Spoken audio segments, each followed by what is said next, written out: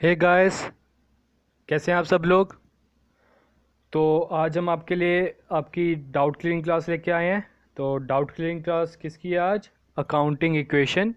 Last हमने की थी फाइनल अकाउंट की, तो आज हम अकाउंटिंग इक्वेशन की बात करेंगे। होप कि आपके सारे डाउट्स इस टॉपिक के रिलेटेड क्लियर हो जाएं इस वीडियो के थ्रू। एंड में हम इसके थोड़े से एमसीक्यू भी लेके आए हैं, क्योंकि ये ऐसा टॉपिक है जिसका कंसेप्ट आपका एमसीक्यू के थ्रू ही क्लियर होगा। इसमें बता दूंगा मैं कि किस तरह का क्वेश्चन बनता है, क्यों क्योंकि अगर इसकी प्रॉपर नॉलेज आपको दी जाए वो पेपर में नहीं पूछी जाएगी। एक एक ही इक्वेशन पे बेस्ड होगा आपका क्वेश्चन, तो वो आगे हम देखेंगे। चलो आज का लेक्चर फिर स्टार्ट करते हैं। तो उससे पहले आज का थॉट देख लेते हैं क्या है। तो आज का कोट कह रहा है, the two most powerful warriors are patience and time. So I suggest you all to have patience and आपका टाइम सही टाइम आ जाएगा। आप अपने में बस पेशेंस रखें, सब कुछ अच्छा ही होगा। ठीक है, तो चलो आगे बढ़ते हैं लेक्चर की ओर। तो पहला क्वेश्चन आता है, what accounting equation states. Accounting equation बोलती क्या है? अकाउंटिंग इक्वेशन बोलती है एसेट्स, जो आपके हमेशा एसेट्स हैं वो लाइबिलिटी प्लस कैपिटल होने चाहिए। जो मैंने आपकी स्क्रीन पे आपको शो हो रहा है, आपको क्वेश्चन पूछा जा सकता है विच of the following is accounting equation. तो मेन अकाउंटिंग इक्वेशन ये है। बाकी आप ट्रांसपोर्ट करके इसकी और भी अकाउंटिंग इक्वेशन बना सकते हो, जैसे कैपिटल इधर प्लस हो रहा है तो उधर जाके माइनस हो जाएगा, एक अकाउंटिंग इक्वेशन ये बन जाती है। लाइबिलिटी इधर प्लस हो रहा है, उधर जाके माइनस हो जाएगा, ये एक अकाउंटिंग इक्वेशन बनती है। तो एक क्वेश्चन आपका इस तरह का आ सकता है।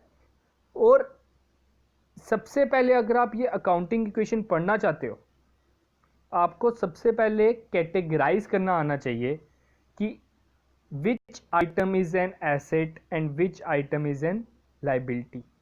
ठीक है, ये चीज अगर आपको पता है तो आप तभी अपनी अकाउंटिंग इक्वेशन को ठीक कर पाओगे। आप कोई भी ट्रांसैक्शन कर लो, हमने जैसे जर्नल एंट्रीज की थी, तो ये थोड़ा जर्नल एंट्रीज पे ही बेस होता है। हर एक जर्नल एंट्री में या तो एसेट बढ़ेगा, अगर एसेट बढ़ा तो लाइबिलिटी और कैपिटल में से कोई एक चीज बढ़ेगी। अगर एसेट घटा तो लाइबिलिटी और कैपिटल में से कोई चीज घटेगी।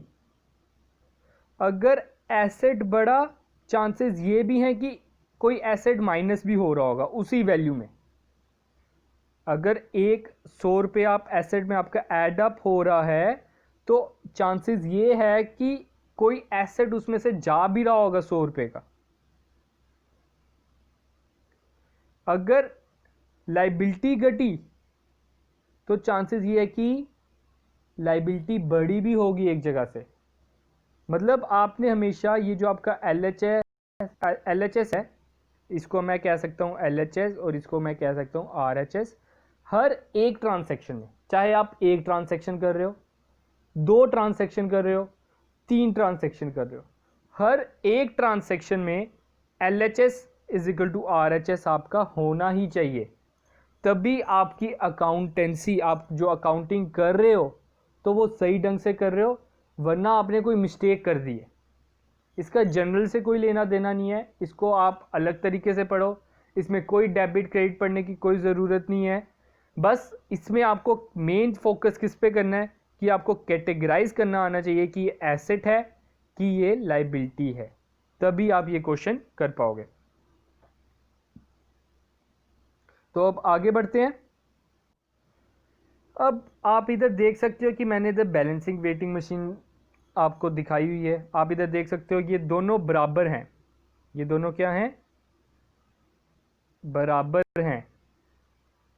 अगर एसेट्स आपके 100 हैं तो लाइबिलिटी प्लस कैपिटल भी आपकी 100 होनी चाहिए। तो इक्विटी को भी बस आप ये चीज़ याद रखो, कैपिटल ही बोलते हैं। इसमें ज़्यादा आपको ये नहीं है कि कंफ्यूज हो जाओगे अगर मैं इसका एग्जैक्ट मीनिंग बताने जाऊँ आपको। तो equity is just like a capital.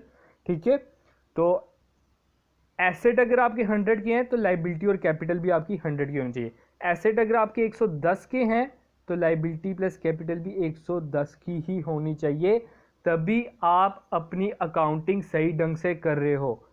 वरना आप जो भी अकाउंटिंग कर रहे हो, आप कोई मिस्टेक कर रहे हो उसमें, आपकी आगे जाके कोई मिस्टेक निकलेगी उसमें। ठीक है, आगे मैं आपको इसके रीज़न बताऊंगा ऐसा क्यों होता है। अगर आपका एक एसेट बढ़ रहा है तो एक एसेट घटेगा भी, या तो एक एसेट बढ़ रहा है या लाइबिलिटी बढ़ेगी।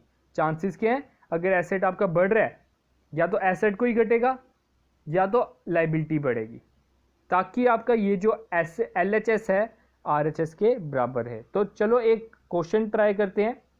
तो आगे आपके लिए एक क्वेश्चन है, तो मैं एक ये क्वेश्चन लेके आया हूं। वैसे ऐसा क्वेश्चन आपको पेपर में नहीं आएगा, ये सिर्फ आपको कंसेप्ट देने के लिए है। तो जिन्हें ये क्लियर नहीं दिख रहा, ऊपर आपको 3 डॉट्स मिल जाएंगे, इधर आप देख सकते हो। 3 डॉट्स को क्लिक करके क्वालिटी आप 480 पिक्सल चुन ले, उधर से आपको क्लियर दिखेगा। 2G में यही प्रॉब्लम है, मैं बता रहा हूं। तो इधर आप देख सकते हो, पहली ट्रांसैक्शन आप पढ़ो, मिस्टर महाराज, कमेंट्स नहीं है, कमेंट्स आएगा इधर, सॉरी, बिजनेस विद कैश। इस ट्रांसैक्शन को आप कोई ज़्यादा एनालाइज नहीं करो, सिर्फ इसका हिंदी मीनिंग समझो। क्या बोल रहा है कि महाराजा, कोई मिस्टर महाराजा है, उसने अपना बिजनेस स्टार्ट किया कैश से। उसने अपना बिजनेस क्या किया, कैश से स्टार्ट किया। ये इतना इतना पोर्शन आपका एसेट है, डेट एसेट। ठीक है, तो उसने कैश से स्टार्ट किया, तो मैंने इधर एक तरह का कैश आपके पास आ गया। एक चीज बढ़ रही है तो लाइबिलिटी प्लस कैपिटल में भी कोई एक चीज बढ़ेगी, या तो एसेट में से ही माइनस होगी। तो दूसरा इफेक्ट क्या शो होगा, आपकी कैपिटल भी बढ़ रही है। अब इसमें कैसा एमसीक्यू आएगा, एमसीक्यू आपसे जैसे ये पूछ लेंगे, ये transaction, what will be the effect of this transaction, ये एमसीक्यू इसका बनता है। What will be the effect of transaction mister Maharaja comments business with cash. इसका दो इसके इफेक्ट किस किस पे पड़ेंगे, एक इफेक्ट पड़ेगा increase in cash and increase in capital, ऐसा उसका बनता है। अब आप सेकंड ट्रांसैक्शन देख लो, purchase goods for cash. Purchase goods for cash, खुद देखो, आप जब सामान लेने गए, आप दुकान पे गए, आपका भूख बड़ी लग रही है, आपको प्यास बड़ी लग रही है, आपने उधर कोल्ड ड्रिंक की एक बोतल ली, आपके पास सामान आ गया, कोल्ड ड्रिंक आ गई, साथ में आपका कुछ गया, हाँ गया, पैसा गया। ठीक है, पहला इफेक्ट पता चल रहा है, हाँ मेरा पैसा चले गया, तो कैश में से आप कर दो माइनस जितना पैसा आपका गया। दूसरा इफेक्ट हुआ, मेरे पास कोल्ड ड्रिंक भी तो आई, तो कोल्ड ड्रिंक मतलब इधर इनका स्टॉक की बात हो रही है, तो स्टॉक में ऐड कर दो। तो इसका इफेक्ट क्या रहेगा आपका, इसका एमसीक्यू क्या बनेगा, what will be the effect of purchase goods for cash. इसका इफेक्ट रहेगा एक decrease in cash and increase in stock. इसका आंसर क्या रहेगा, decrease in cash and increase in stock. आगे इसके लिए एमसीक्यू है, साथ साथ ये ट्रांसैक्शंस के भी मैं एमसीक्यू बता रहा हूं ताकि आपको सारे क्लियर होते रहें। फिर थर्ड क्वेश्चन, थर्ड पार्ट पढ़ते हैं इसका। थर्ड पार्ट क्या बोल रहा है, परचेज गुड्स ऑन क्रेडिट। अब मैंने हर एक ट्रांसैक्शन डाली है इसमें, परचेज गुड्स ऑन क्रेडिट। पहले आप खरीद रहे थे कैश पे, तो आपने कैश में से माइनस किया। अब तो आपकी पॉकेट से पैसा गया ही नहीं है, आपने उधार पे खरीदा, आपने बोला अंकल मैं आपको कल पैसे दे दूंगा कोल्ड ड्रिंक के, उसने भी कहा ठीक है बेटा कल दे देना। तो इससे क्या हुआ, पहले तो आपके पास स्टॉक बढ़ गया, कोल्ड ड्रिंक तो आई आपके पास, चाहे आपने उसके पैसे नहीं दिए, कोल्ड ड्रिंक आ गई आपके पास, तो मैंने इधर स्टॉक में प्लस कर दिया। लेकिन कैश तो गया नहीं, इसलिए कैश में मैंने कुछ नहीं किया। हुआ क्या, मेरे पे टेंशन बढ़ गई। मैंने लाइबिलिटी का दूसरा नाम क्या बताया, टेंशन। हाँ, उस अंकल को मैंने कोल्ड ड्रिंक के पैसे देने हैं, तो मैंने उस टेंशन में ऐड कर दिया एज ए क्रेडिटर, आपकी लाइबिलिटी बढ़ गई। ठीक है, देख सकते हो कि आपका assets is equal to liability चल रहा है हर जगह। इतना पोर्शन देखो और इतना पोर्शन, हर जगह assets is equal to liability चल रहा है, तो आपकी अकाउंटिंग इक्वेशन ठीक चल रही है। तो इसका इफेक्ट क्या रहा? Increase in stock and increase in creditor. ये एमसीक्यू आपका अकाउंटिंग इक्वेशन का बनता है, और ये आपका मैं बता दूं मेन टॉपिक है। अबव 3 एमसीक्यूज के बनते हैं पेपर में आने वाले, तो इसे अच्छी तरह कर लें। और ईजीएस्ट टॉपिक है, मैं मानता हूँ इसे। इसमें आपको कोई डेबिट क्रेडिट की टेंशन नहीं। बड़े से स्टूडेंट्स को डेबिट क्रेडिट में अभी भी डाउट है इतनी वीडियोस देखने के बाद भी, तो इसमें तो कोई डेबिट क्रेडिट की कोई प्रॉब्लम नहीं है। ये आपकी सिंपल जनरल अवेयरनेस में मैं कह सकता हूँ बात आ जाती है आपकी। आप उस ट्रांसैक्शन को कैसे इंटरप्रिटेट करोगे कि उसका क्या क्या इफेक्ट होगा, उधर एमसीक्यू ये आएगा कि इसका इफेक्ट क्या होगा। अब अगला, परचेज फर्नीचर। कोई बात नहीं, आपने कैश पे लिया है कि उधार पे लिया है। जब कुछ नहीं लिखा तो सिंपल सी बात है कि आपने कैश पे लिया है। जब मेरा मन किया कि घर के लिए एक सोफ़ा ले लेता हूँ आज, तो बाज़ार गया, सोफ़ा लिया, मेरे पास क्या आया? सोफ़ा आ गया। तो मैं क्या करूँगा? एसेट्स में ऐड कर दूंगा। एसेट के अंडर कौन सा? फर्नीचर में ऐड कर दूंगा। तो आप देख सकते हो मैंने इधर फर्नीचर में कर दिया ऐड। अब साथ में मैं उसको देख के आया हूँ पैसे, तो पैसे में से मैं माइनस कर देता हूँ मेरी पॉकेट से, तो 3000 चले गया। फट एक एसेट बढ़ा और एक एसेट घट भी गया। ठीक है, एक एसेट बढ़ा तो एक एसेट घट भी गया। ये है आपकी अकाउंटिंग इक्वेशन। अब फिफ्थ पार्ट में आप देख सकते हो पेड रेंट। अब ये थोड़ा सा आपको कंफ्यूजिंग करने वाला आ गया। मैंने आपको बोला, मैंने इसमें आपको सारी ट्रांसैक्शन प्रोवाइड कर दी है कि इसके क्या क्या इफेक्ट होंगे जब आप रेंट पे करोगे। ठीक है, रेंट क्या हो गया? एक्सपेंस।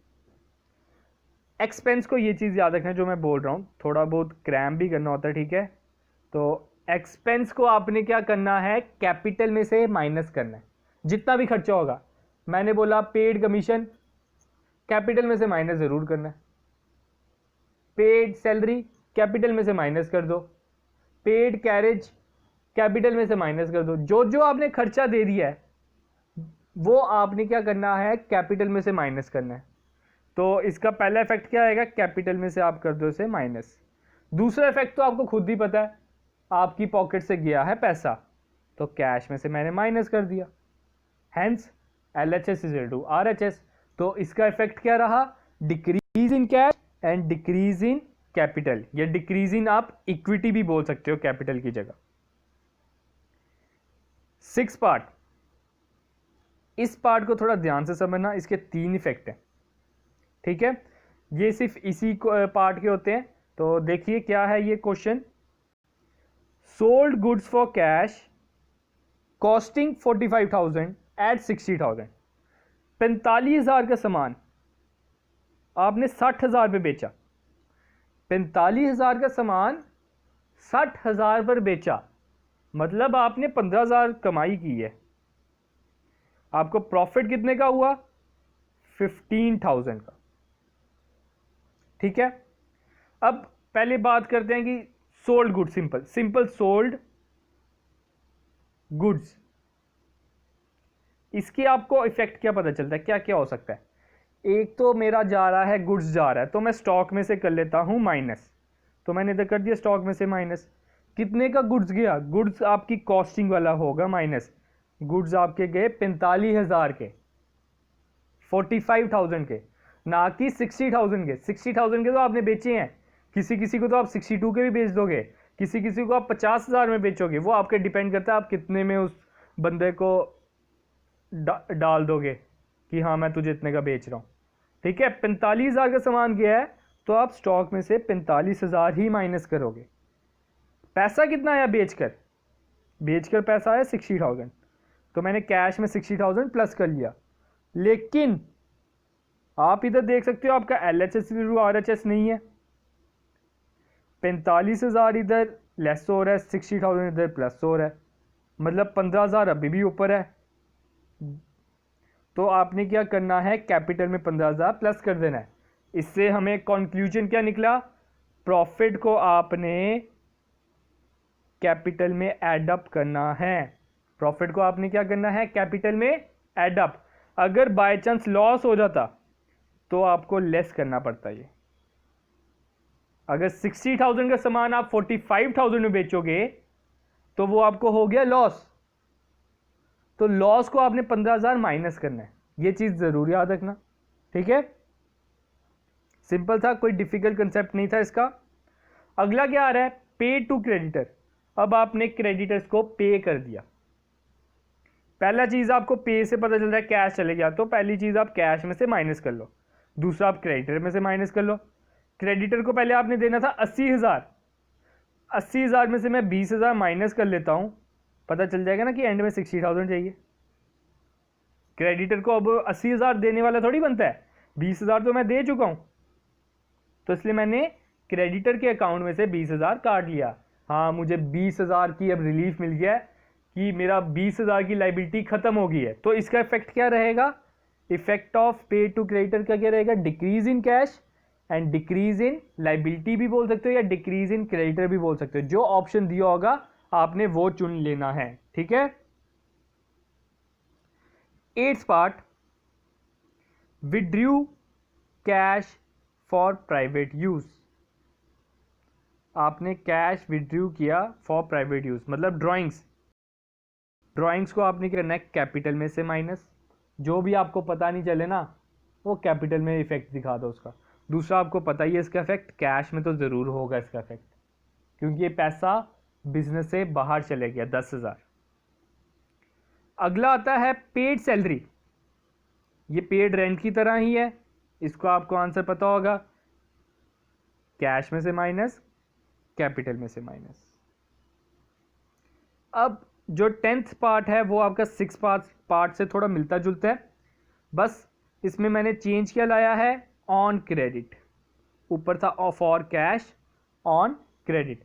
अब इधर आप देख सकते हो कॉस्टिंग कितने का सामान आपने बेचा, 60,000 का सामान 80,000 में बेचा, प्रॉफिट हो रहा है। कितने का प्रॉफिट हुआ, 20,000 का। 20,000 का प्रॉफिट आप एड अप कर लो कैपिटल में। आप देख सकते हो आपका कैपिटल में 20,000 जो प्रॉफिट है वो आपने एड अप कर लेना है, कर लिया हमने एड अप, ठीक है। सामान कितने का गया, 60,000 का। स्टॉक में से 60,000 माइनस कर लो। अब जिसको आप सामान बेचोगे उधार पर, जिसको आप सामान बेचोगे उधार पर, तो वो आपके कौन है, डेटर्स हैं, तो डेटर में ऐड कर दो, ठीक है। आपकी होगी अकाउंटिंग इक्वेशन। अब आपने डेटर से लेने कितने हैं, 80,000 लेने हैं, ना कि 60,000, तो डेटर में आप 80,000 ऐड अप करोगे। तो अब आगे बढ़ते हैं हम एमसीक्यू की ओर। अब आप इधर देख सकते हो, if the assets of business are 1 lakh, ठीक है, इक्विटी या 20,000। इक्विटी का मैंने मीनिंग बताया था, कैपिटल आप लो, इसको ज्यादा कॉम्प्लेक्स में जाने की जरूरत नहीं है। The value of liability will B, liability की वैल्यू बतानी है। तो पहले हम लिख लेते हैं अकाउंटिंग इक्वेशन। अकाउंटिंग इक्वेशन कहता है भाई assets is equal to liability plus capital, यही कहता है। एसेट्स की वैल्यू कितनी बोली है, 1 लाख, मैंने इधर 1 लाख लिख दिया, इज इक्वल टू लाइबिलिटी हमें नहीं पता तो मैं इधर एल ही लिख देता हूं, प्लस कैपिटल कितनी है, 20,000। और 20,000 इधर क्या हो रहा है, प्लस हो रहा है, उधर जाके क्या हो जाएगा, माइनस। 1 लाख में से 20,000 आप माइनस कर दो तो आपकी लाइबिलिटी आ गई, तो लाइबिलिटी आपकी कितनी आ गई, 80,000। तो 80,000 इज योर आंसर। ऐसा क्वेश्चन आपको एग्जाम में पूछा जाएगा। ये तो अभी सिंपल था, इजी था, आपको ये आना भी चाहिए, ठीक है। अब अगला क्वेश्चन आगे बढ़ते हैं इफेक्ट्स के लिए। विच of the following is not A correct form of accounting equation. इसमें से कौन सा अकाउंटिंग इक्वेशन का करेक्ट फॉर्म नहीं है। पहले हम लिख लेते हैं जो बेसिक है, assets is equal to liability plus capital तो होता ही है, मेन चीज यही होती है ना, assets is equal to liability plus capital, ठीक है। Assets is equal to claim का मतलब भी क्या हो गया, लाइबिलिटी, चलो ये है। Assets is equal to liability plus capital, ये भी है। Assets minus liability is equal to owner equity, ये भी है, क्योंकि इधर जाके माइनस हो जाएगा ये। लेकिन एसेट्स प्लस ओनर इक्विटी ये गलत है, तो इसका आंसर क्या आ जाएगा, D1। क्योंकि उन्होंने नॉट पूछा है। तो इसका आंसर क्या है? D1। आगे बढ़ते हैं नेक्स्ट क्वेश्चन पे। Find out the value of account receivable. ठीक है भाई, अकाउंट रिसीवेबल की वैल्यू निकालनी है। पहले आपको पता होना चाहिए अकाउंट रिसीवेबल है क्या। अकाउंट रिसीवेबल आपका होता है एसेट। ठीक है, अब आपको पता है assets is equal to liability plus capital होता है। जो एसेट्स हैं उन्हें एलएचएस वाली साइड लिख देता हूं मैं, और जो लायबिलिटी और कैपिटल है उसे मैं आरएचएस वाली साइड लिख देता हूं। कोई प्रॉब्लम नहीं भाई, कोई प्रॉब्लम नहीं, आसान है, बेसिक है ये तो। कैश में मैं लिख देता हूं 48,000। ठीक है, अकाउंट पेएबल, अकाउंट पेएबल आपका आ जाएगा आरएचएस वाली साइड, क्योंकि ये आपकी क्या है? लायबिलिटी। ऑफिस इक्विपमेंट क्या है? एसेट, प्लस 21 कर देता हूं मैं। ओनर इक्विटी क्या है? कैपिटल, तो 77 इधर कर देता हूं। ठीक है, अब ये दोनों होनी चाहिए बराबर, लेकिन आरएचएस आपकी आ रही है 33 प्लस 77 इज इक्वल टू 110, मतलब 1,10,000। लेकिन ये आपकी कितनी आ रही है? 48 प्लस 21, 58, 68, 69। कितना है ये? 69। तो ये बराबर नहीं है, तो मैं इधर कितना एडअप करूं तो आपका वो आंसर आ जाएगा अकाउंट रिसीवेबल का। वो आंसर किसका आ जाएगा? अकाउंट रिसीवेबल का। 110 में से 69 जब मैं काटता हूं तो आपका आंसर आता है 41। तो 41,000 is your answer, that is B1। क्या आंसर है इसका? B, 41,000। आगे बढ़ते हैं। Which of the following account is affected from drawings of cash in sole proprietorship? जब आप ड्राइंग करोगे तो इसका इफेक्ट क्या होगा? पहले हमने अभी शायद से पीछे जब मैंने एक क्वेश्चन किया उसमें हमारा एक ड्राइंग का पार्ट था भी। ड्राइंग में क्या होता है? कैश में से माइनस और कैपिटल में से माइनस। ठीक है, ये दो इफेक्ट हैं। अब ऑप्शंस पढ़ लेते हैं। शेयर होल्डर अकाउंट में कोई इफेक्ट होगा, कैपिटल अकाउंट में इफेक्ट होगा, लायबिलिटी अकाउंट में इफेक्ट होगा, कि एक्सपेंस अकाउंट में। तो इसका इफेक्ट किस में हो रहा है? कैपिटल अकाउंट में इफेक्ट हो रहा है, तो इसका आंसर इज B1। आगे बढ़ते हैं। Mister A borrowed money from bank.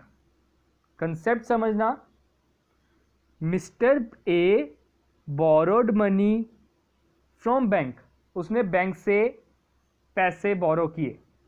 जब मैं बैंक से पैसे बोरो लोन लेने गया समझ लो, ठीक है, हुआ क्या? मेरे पास आ गया कैश। कैश में तो मैं कर देता हूं ऐड, इफेक्ट, पहला इफेक्ट इसका ये है। दूसरा, मैं गया बैंक लोन लेने, bank loan is my liability, मेरी टेंशन बढ़ गई, तो लायबिलिटी में मैं बैंक लोन को कर दूंगा ऐड। तो अब देखते हैं इसके आंसर क्या है। पहला ऑप्शन बोला है कैश एंड बैंक लोन पे इसका इफेक्ट होगा, बैंक और डेटर पे होगा, ड्राइंग एंड कैश पे होगा, कि कैश और बैंक पे होगा। तो इसका इफेक्ट होगा कैश और बैंक लोन पे, तो A is your answer. The favourable balance of profit and loss account. Profit and loss account का फेवरेबल बैलेंस कौन सा होता है? प्रॉफिट, मतलब कमाई होगी। प्रॉफिट जब आपको होगा उसका इफेक्ट क्या होगा? हमने अभी पीछे बोला जब आप सामान बेच रहे थे, सामान बेच के अगर आपको प्रॉफिट होगा तो प्रॉफिट को आपने क्या करना है? कैपिटल में ऐड अप करना है। तो add up in capital, that is D1 is your answer. अगर लॉस अनफेवरेबल बोला होता तो हम उसे सब्ट्रैक्ट करते कैपिटल में से। ठीक है,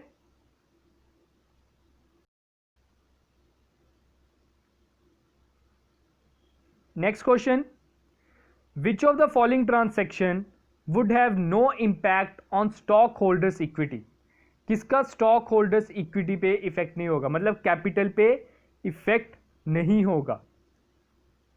purchase of land on credit, जब आप लैंड खरीदोगे उधार पर, आपका लैंड बढ़ गई और आपका क्रेडिटर बढ़ गया, तो पहले ऑप्शन में ही दिख रहा है कि कैपिटल पे कोई इफेक्ट नहीं हुआ, तो मैं पहले वाले को टिक कर देता हूं। लेकिन आगे भी हम चेक कर लेते हैं।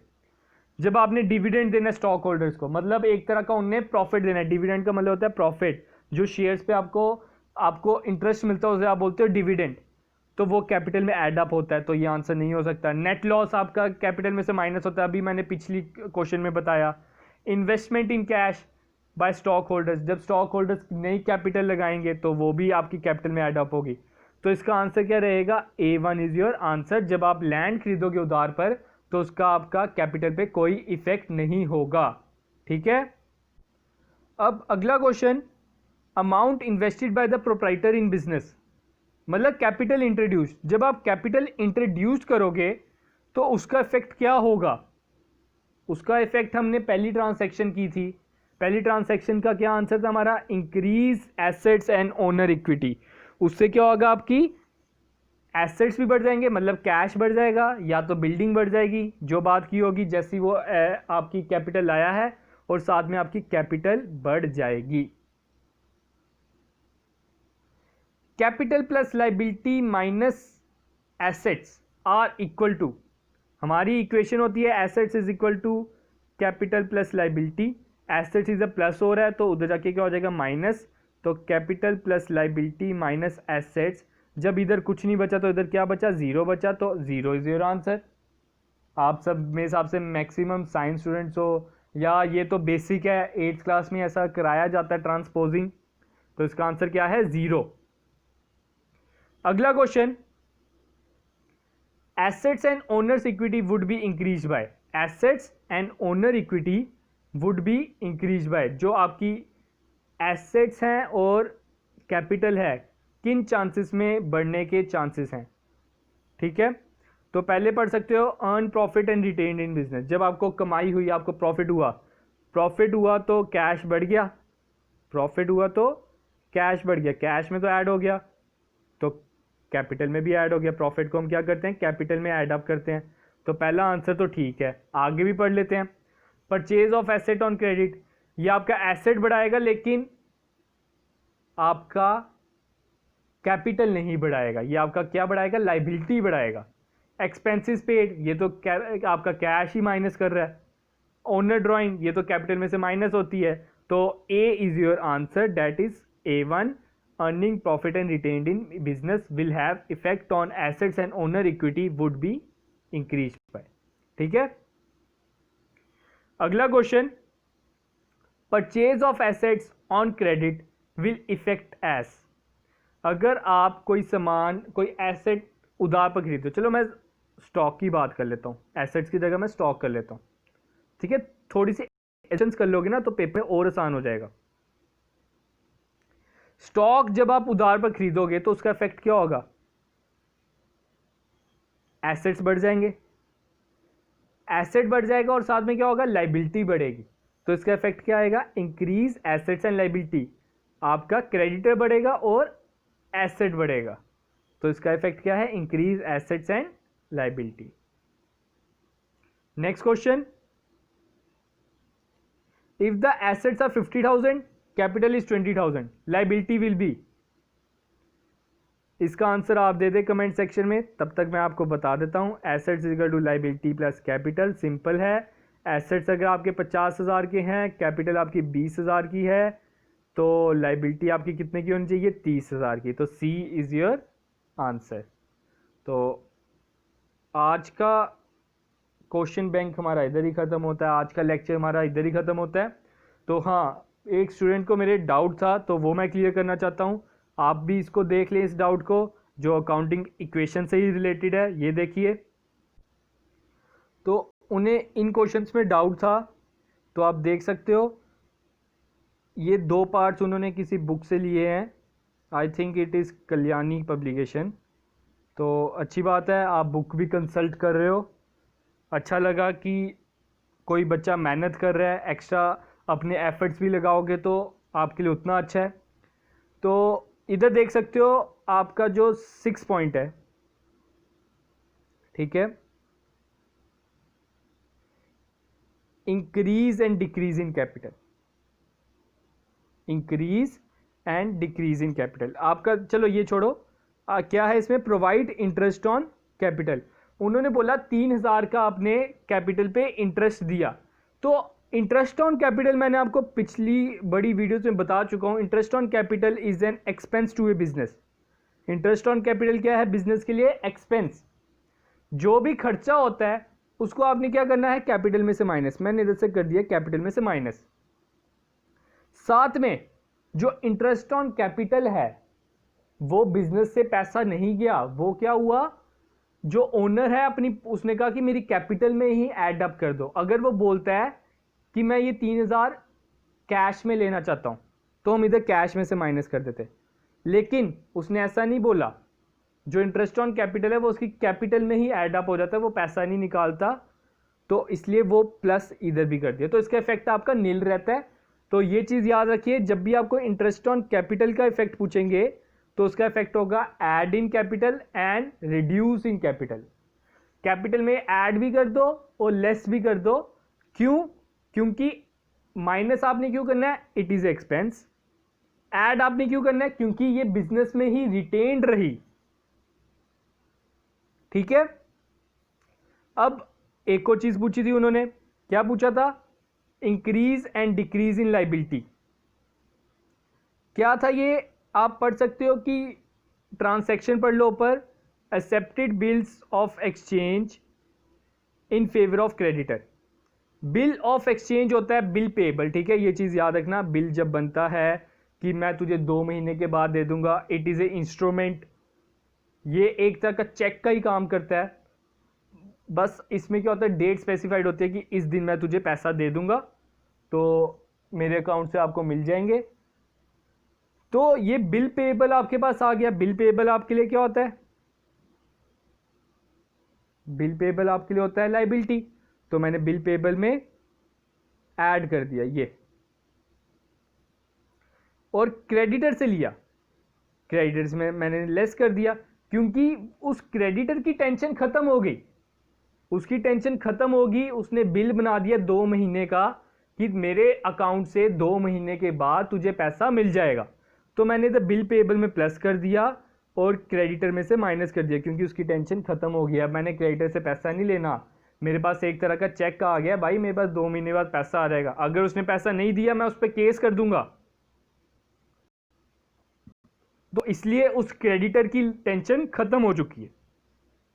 ठीक है, होप कि ये कंसेप्ट क्लियर हो गया होगा। तो आज का लेक्चर हम इधर ही खत्म करते हैं। किसी को कोई भी क्वेरी होगी हमें कमेंट सेक्शन में पूछें, और हमें टेलीग्राम पे भी आप ज्वाइन कर लें, क्योंकि उधर हमारा क्विज कंपटीशन है संडे को। मैं बता दूं, डिस्क्रिप्शन आपको लिंक में मिल जाएगा, उधर से आप ज्वाइन कर सकते हैं, या सर्च करें IG commerce classes and join it. And thank you, have a good day.